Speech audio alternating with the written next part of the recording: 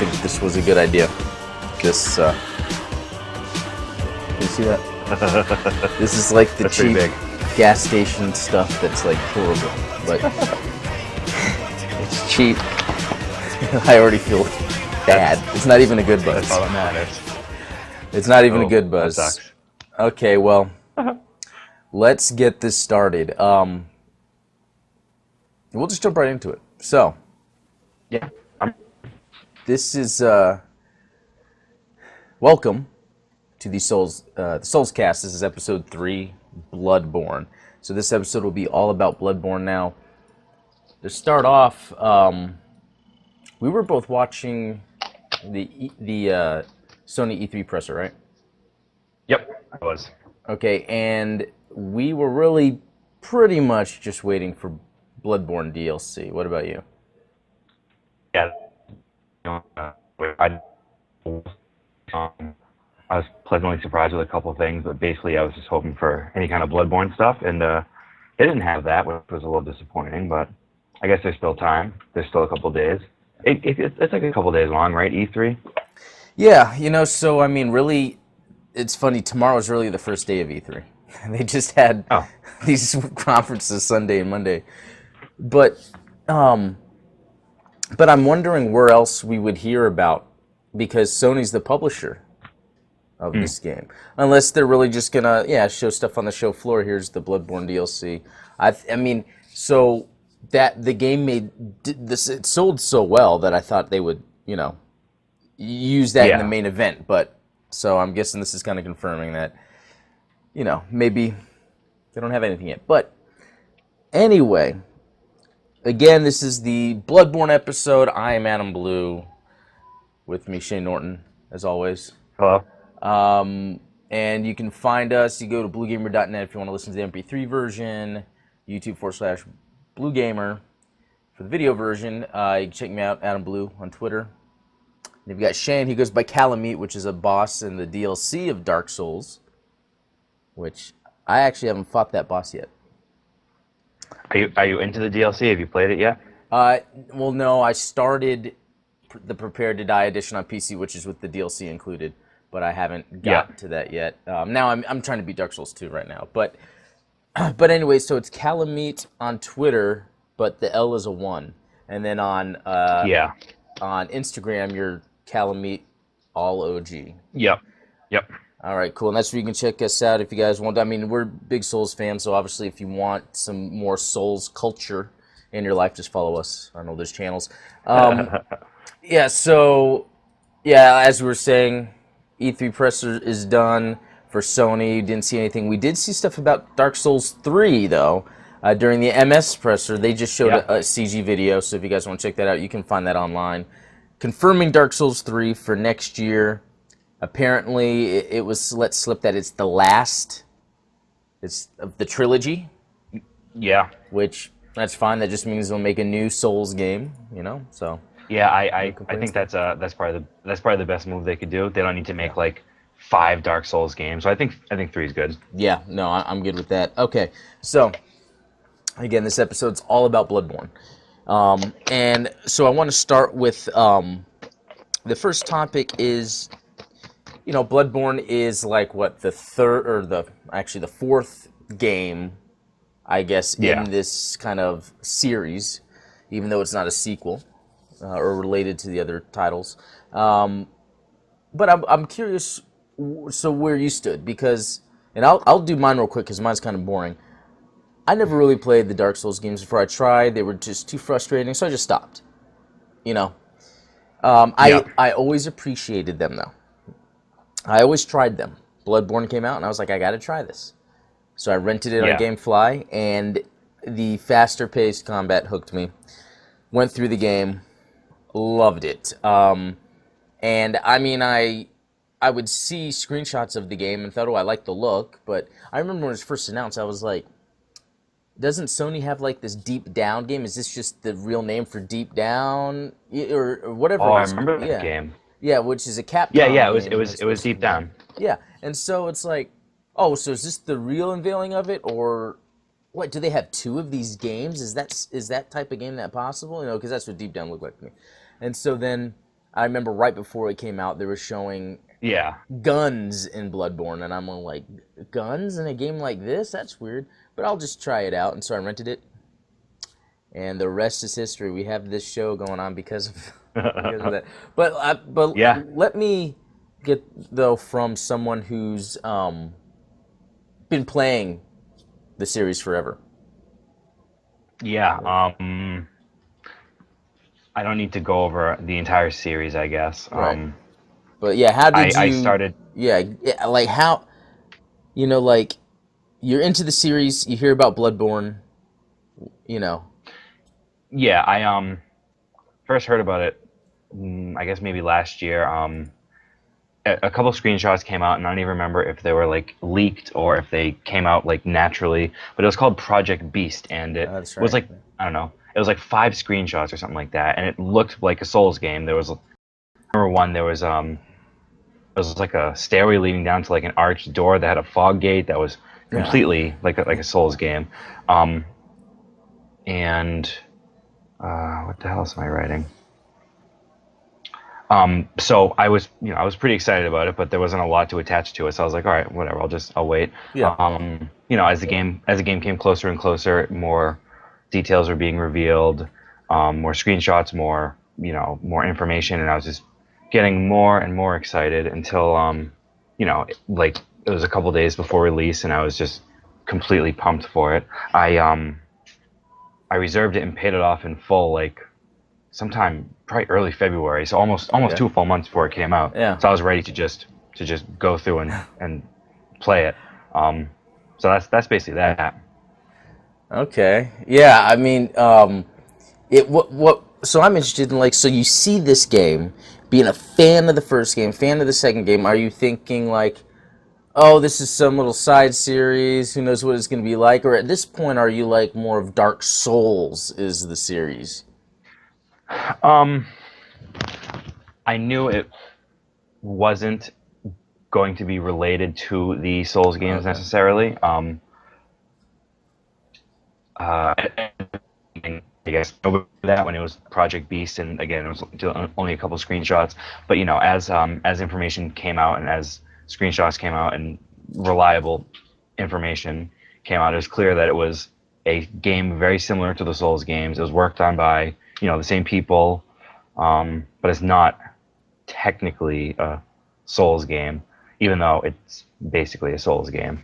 So I was pretty excited that it was something new, and I didn't mind the fact that there was guns and the fact that they basically got rid of shields completely, and all those other things they changed. But looking at it from the point of playing the game since Demon Souls, I was very excited and very encouraged at the direction they were taking.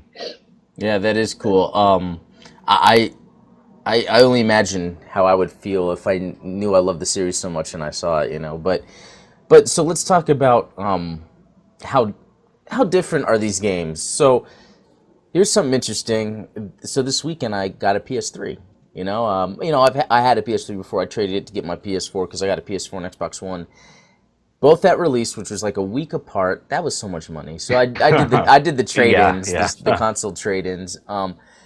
And I had rented it before when the PS3 when it first came out, and then it came out as a PS Plus download, and I added it to my cart anyway just to have it. Anyway, I get the PS3, and I plug it in, and I start playing, and I actually recorded about the first part of the game that I got through. It's about 40 minutes. It's on my YouTube page. Yeah. And I watched most of it. Yeah, and you know what? It's playing Demon Souls. It's fun. It feels like Dark Souls. It feels more like Dark Souls to me than Dark Souls 2 feels like Dark Souls. Yeah, probably. And it seems a lot more confusing so far. I don't really understand the half health thing, but I guess I'll get to that eventually. But it does seem like it might be not easy, but at this point, playing the game so much, it would be a fairly straightforward experience. So, and then you've played them all. So how different is Bloodborne from the Dark Souls games when it comes to mechanics? I would say it's at the same time similar, but also very different. I mean, the way your character, the way he moves, the way he swings weapons, the way he rolls, does the back step, things like that. You know, it's almost identical to even back Demon Souls. It looks a little better. It's a little smoother, not quite as arcadey, I guess. I don't, you know, monsters and all that, but so you know, in those aspects, it's pretty similar, but it's very fast. I don't know if it's possible to play Dark Souls or Demon Souls quite this fast. I mentioned it, I think last week. I played Demon Souls a couple weeks ago, right before my PS3 died, and I tried to, like, you know, run around fast, do a lot of rolls, really just hack away like you would do in Bloodborne, and that did not work. So it's tough to play the older games in this faster style, but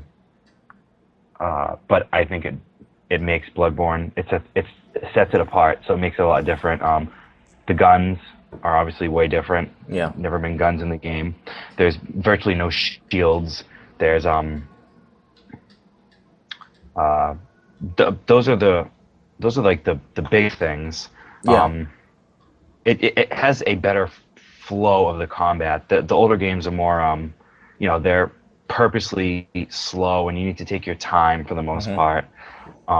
But this one has a great flow, and you know, it's fast, like you said. It's fast and it's just great combat.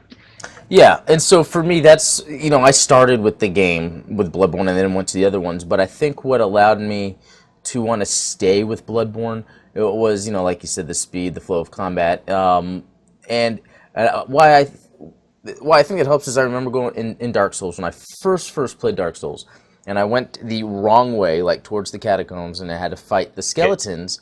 I'm just like, this is too hard. Like, I remember taking my time, blocking, rolling, be able to finally kill the skeletons, and then I die and have to start over. I'm like, I gotta fight the skeletons again? Yeah. And then in Bloodborne, that sucks. And I remember this exactly in Bloodborne, is when you get down from that first part, and you get to the bonfire. Like, all that action that leads to the bonfire is like a lot of enemies rather quickly. And yeah, the thing is, you die fast. Even though you can kill the enemies quick, there's a lot of them, but you can still die fast. So it's really all about not getting hit. And so I remember thinking, I even wrote a blog post about this when I first got Bloodborne. I was like, as much as this game is good, it's going to take up too much of my time. I'm not going to be able to play anything else. And so I then, I remember I'd put the game down, and not 5 minutes later, I'd have the itch to want to go back and just whip my threaded cane and collect some blood echoes. And that's really what it was. It's really just how fast it was. So then once you get that down, once I got that down, like, then I understood what to do in a Dark Souls game. Because in Bloodborne, it's very interesting about the, you know, so the gun in Bloodborne. The gun is pretty much the shield, except all you can do is parry. It's like... Yeah, basically. Here's your parry tool. It's funny, so in the Souls series, I never parry. Yeah, same here. I just did in Demon Souls because it like prompted me to do that right before I got to an enemy, and then I did it in Demon Souls. Yep. I was like, okay, this was kind of easy, and so I've noticed I can do this more often. But in Dark Souls, the shield is very effective just to block, and then you just hit. Dark Souls 2 especially, I finally got I know last time we talked about Dark Souls 2, I was saying the shield seems like it's pointless, but I got 100% defense shield, and so I can pretty much just block the whole time and do attack. Yeah. But it's funny because, and I still will say this, I still think Bloodborne is harder because I can't, like, kind of step back, get my composure, put up the shield and be like, okay, let me shield behind a pillar and then use a blood vial or whatever you'd want to call it. It's tougher to do. It's tougher to do that kind of stuff in this game because the enemies are, I'd say, probably more aggressive. The enemies are faster. They swing faster, and you know, all that stuff. So I say it's usually pretty tough to like get some space, especially with some of the boss battles. Spacing is difficult. Yeah. Well, okay. Well, talking about difficulty. So how did we fare in this? Like, tell me, like, for instance, like, how well did you do compared to playing the other games, even though you've had the experience? What was like your completion time and your thoughts overall? I did actually write down. I don't know what my completion time was through just the first play. Hmm. I just played Game Plus, I think, last night. I have 71 hours in it. So I want to say, and I get the platinum in Bloodborne. So the platinum took probably around 65 hours, which is a testament to the game, because that's, I think, by far the fastest I've gotten the platinum. I had the platinum in all four of them. Wow. And 65 roughly is definitely, I think, the fastest. On the whole, I would say it's probably the easiest of the four. Okay. This is something I hadn't really noticed until I read it somewhere in Bloodborne and Demon Souls, actually.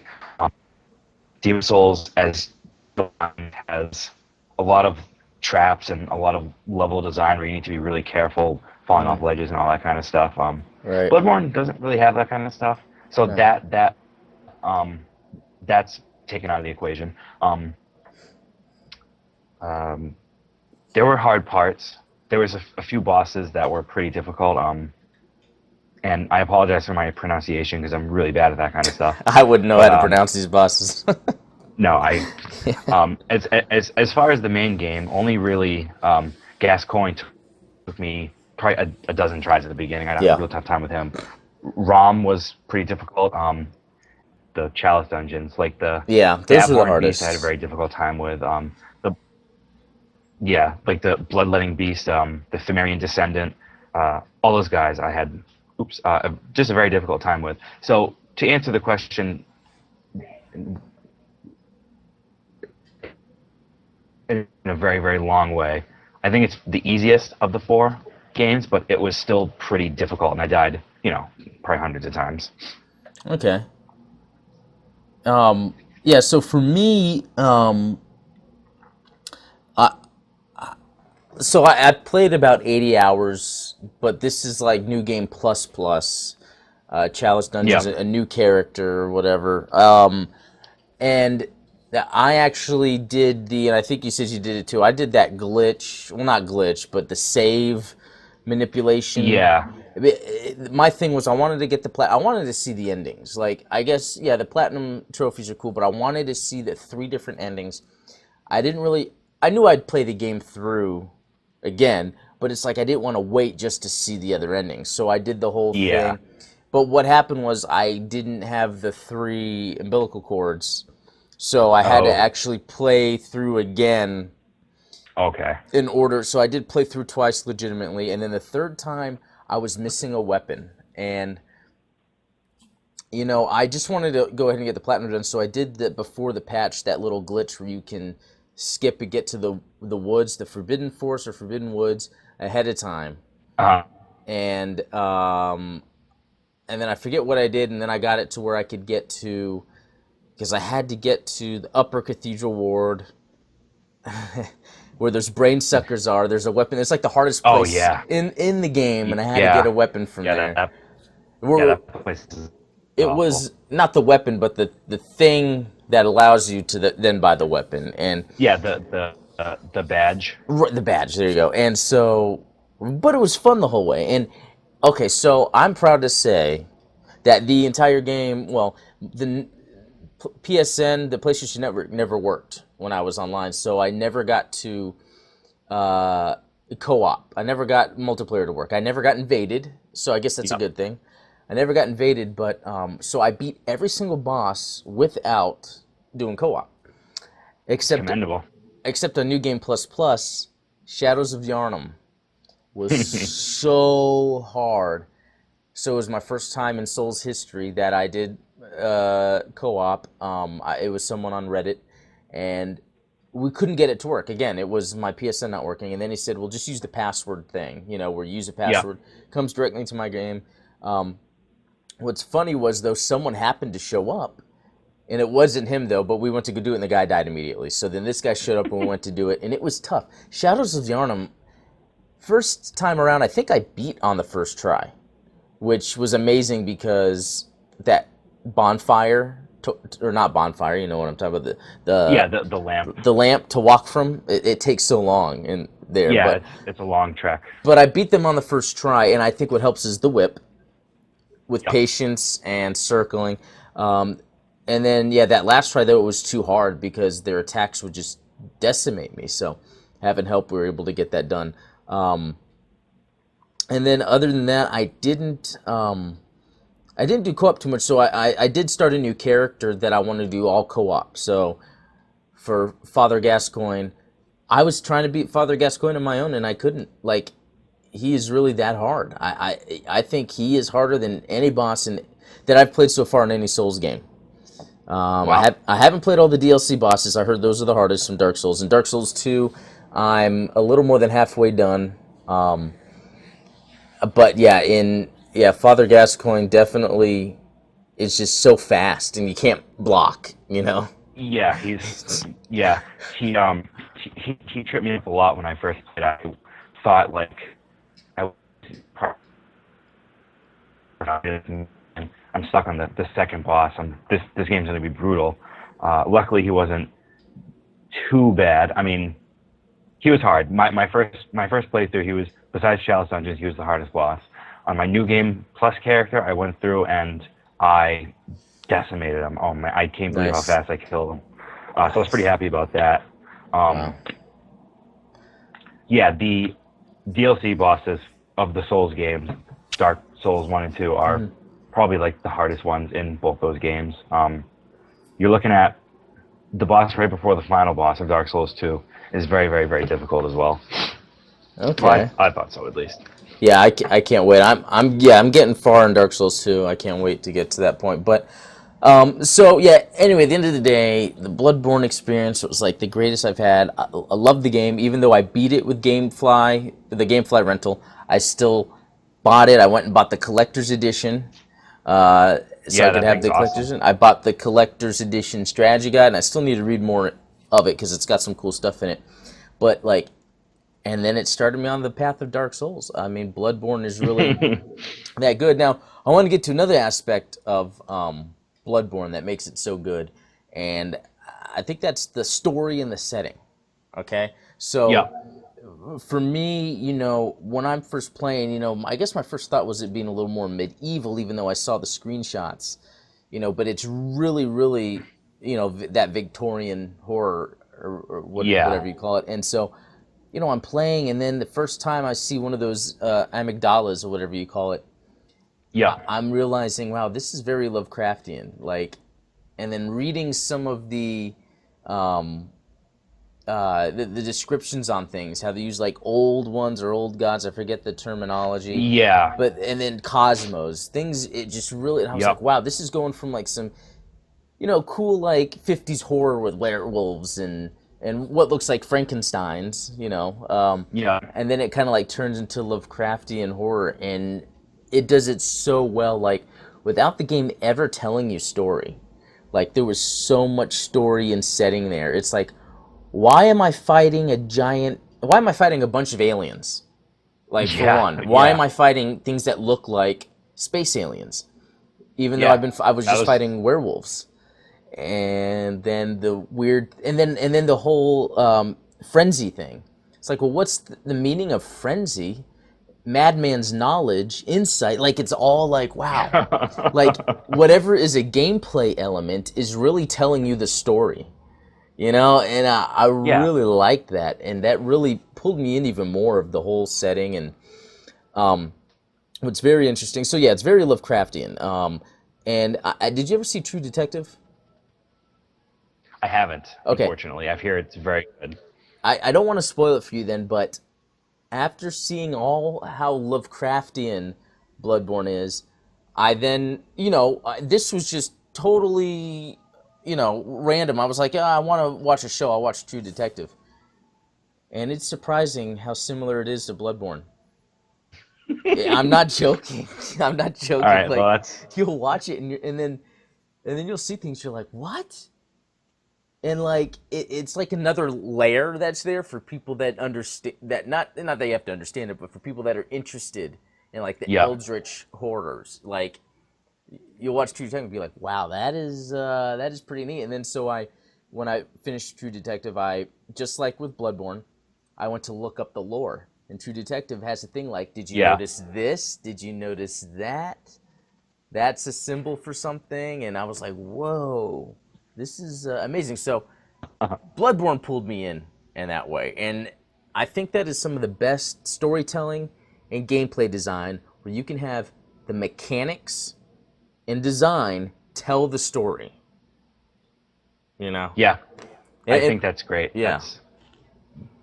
That's that's what I like about the series. Even though the story and lore is my weak point in the entire series, and I haven't discovered anything on my own. I'll say that because I'm not patient enough, and I'm just not good at putting puzzle pieces together like that. Yeah. But it's still very interesting to read online and watch YouTube videos and all that kind of stuff. But as far as the setting of Bloodborne, I thought the Victorian Gothic stuff in the beginning was, it was pretty cool.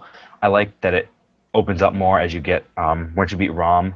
Yeah. I actually liked the story a lot more after that. I thought the hunters, werewolves, beasts, blood was okay. It's But it's kind of cool. like basic. It's kind of like normal. Like, oh, a story about, Yeah, yeah. yeah. But then you fall into this underground lake, I guess, and then it's got this weird ass spider monster, and then then the game just totally flips around, and then you're seeing these big giant monsters that were there the whole time, but you couldn't see them before, and then you're fighting those little blue aliens, which was shocking. I was like, are these really aliens? And then you fight the celestial emissary boss, which is, oh, okay, they're aliens, and then Ebrides Yeah. and that big giant brain. Did you see that? Right, I yeah. don't remember if you have to do anything with it to get the platinum. But like all that kind of crazy stuff. Yeah. So that I absolutely loved. The whole the Lovecraft angle, the space stuff, the cosmic horrors, like all that craziness. I just would eat it for breakfast, lunch, and dinner. Just Yeah. loved it. Well, no, I was going to say, and like little things like, so, and I don't know how far you've read into this like I have. So there's those pebbles you could throw, right? Those pebbles Yep. are actually eyes. They're eyes Oh, that really? turned into stone from, I guess, the people that took out their eyes, because then you notice there's that one hat you can wear, helmet you can wear that covers the eyes. Yep. The whole thing was about not seeing with the eyes, seeing with the eyes in your brain. Like, Yeah. and then so you're at that lecture hall, or you're at Bergenworth. That's the school, and I guess like ROM was supposed to like block people from seeing too much, so they were scrambling the minds. It's like there was like so much of that. Like Mikolash, the guy that you're in his like nightmare, and he's the boss. Like he was someone that happened to get to that level and was trying to. I don't know. It just, man, it kept doing so much with the story. Like every little bit means something. What's also interesting is, so I'm a big fan personally of like human evolution, biology, where we came from, our past. All Yeah. that stuff is interesting. So what I Yeah. really liked was the Chalice Dungeons, because even though that seems like a little side thing to do, that's actually the story. That is the Thumerians, the descendants. That's where they lived long, long, long ago, where all of this started.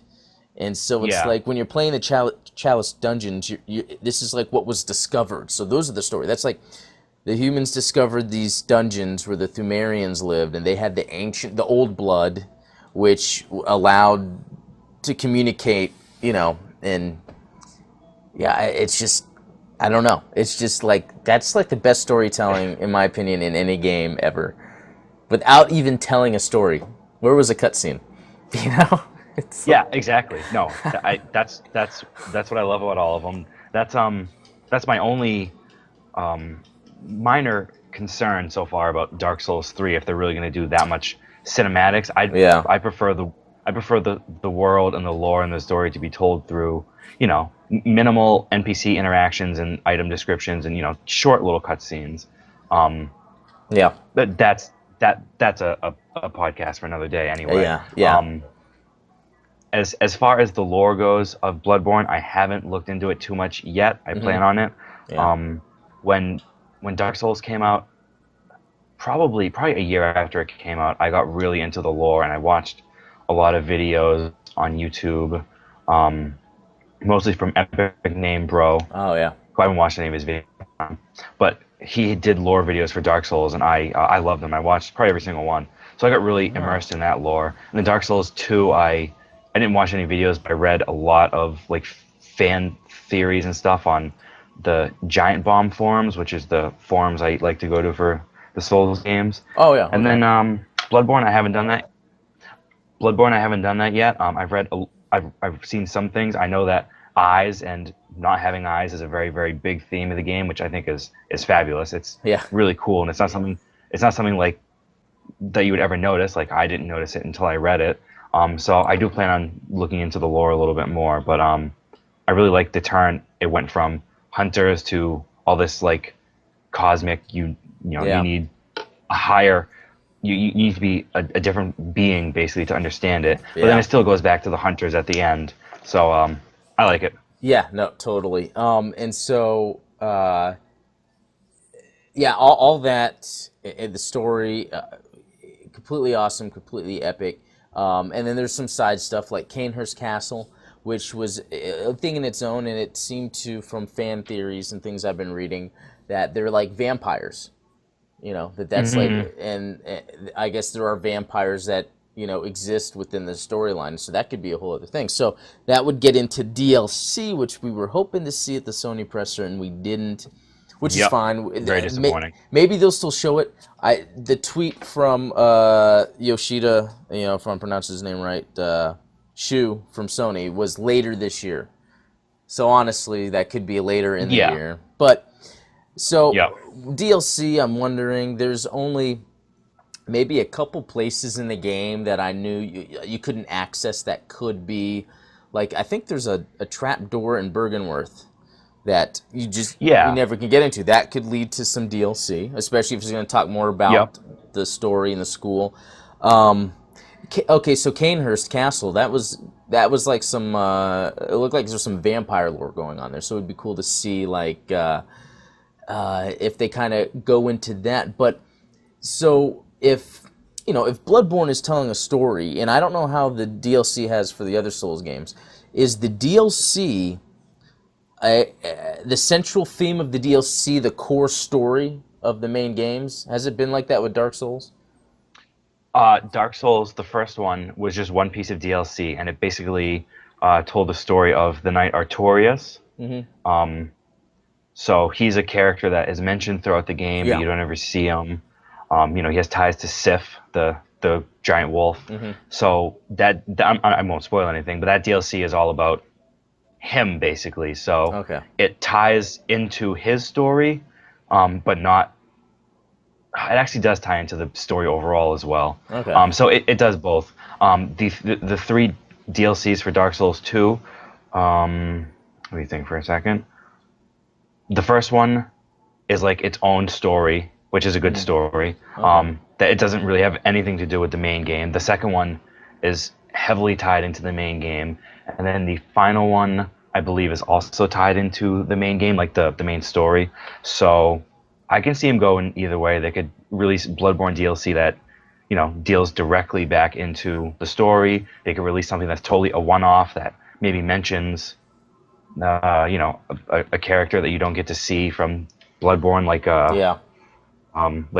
Ludwig. Is he in the game? I don't know if he's in the game. No, yeah, I think that's a character, that's not. Some of the other characters, like, that turned into beasts.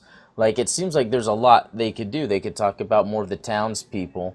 That level of story. It could go as far as the great ones or whatever. It could be like, man, I don't even know what to expect, except I just want there to be a load of, I just want new areas, new bosses. I would love it to be an extension of what's already there. And again, I haven't experienced the DLC. Like, I'm going through, Sins of the Scholar, first, I forget what that's called, the Dark Souls 2. But I don't know where the DLC falls. If I've been doing DLC as I'm going through it, I don't know. because I don't know if it all ties in together or they're separate things you do. But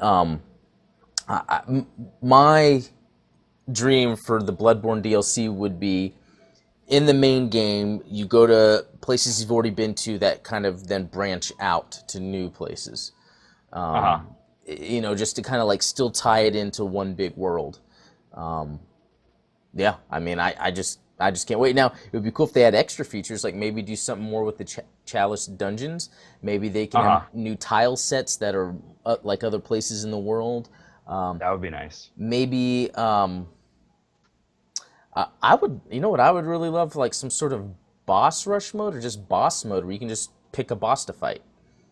Like that would be kind of cool. I would like that. I could just sit there and do that sometimes it's fun just to fight a boss, you know. So yeah, I agree. Anyway, what would you want from the DLC for Bloodborne? Mostly what you discussed. Okay. New areas. You know, I mean, in general, I'd like. Let's see. You know, like an 8 or 10 hour, you know, campaign. I think would be good. Yeah. I think that's 8 or 10 hours is probably what the Dark Souls DLC was, and then there was 3 DLCs for Dark Souls 2, and those were decently lengthy, between 6 or 7 hours, if not more each. So that was a lot of extra stuff. Yeah. So you know, a nice chunk of something new, and I'd like a couple new weapons, even like 1 or 2 is fine.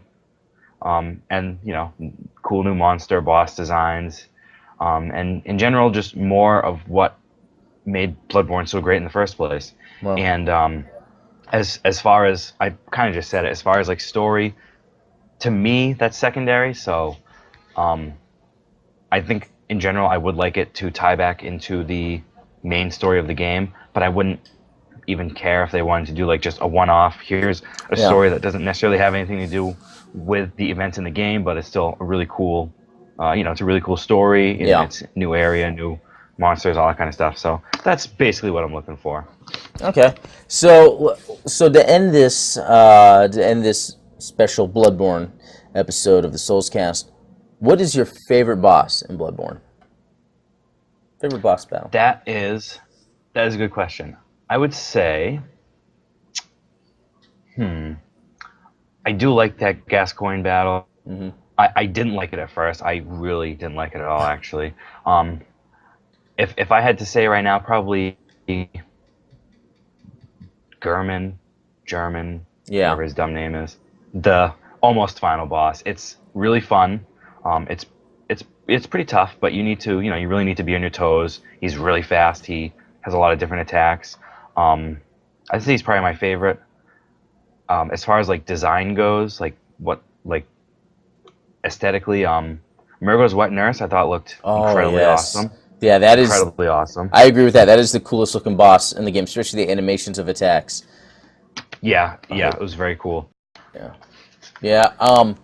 You know, for me, Murgo's Wet Nurse, coolest looking boss. Loved that, the freakiness. But the boss I had the most fun with, that I still kind of do in a way, is Cleric Beast. You know, like, it's kind of like it's an optional boss, apparently. It's the first boss. And I remember how many times I tried to beat it. When I first beat it, the feeling I got. But going back to him, he's still not, I mean, unless I'm still just bad, he's still not an easy boss. Like, some bosses... No, I think he's decently tough, actually. Yeah, because there's some bosses in Bloodborne, like, I really don't have a hard time with when I go back and play them. You know what? As much as... I mean, Rom was pretty easy. I never even did the strategy to fight the other spiders. I just went to him, attacked him, dodged the spiders. How did I do that? And then... what's the guy at the top of Castle Canehurst? I forget his name. Father Ligarius? Or just Ligarius? Yeah, Martyr. Yeah, there we go. Ligarius. Yeah, there we go. He was the hardest... Martyr Ligarius, I think. Yeah, he was the hardest boss for me until I found out that you can do the charge attack to his back when he's charging up for his second form, and it stops him from going into his second form, and then you could just kill him. And I was like, wow, that made him the easiest boss. But yeah, Cleric Beast. There's just something about just it being like a giant. I like the werewolf beastly type of enemy. Yep. How fast he swipes.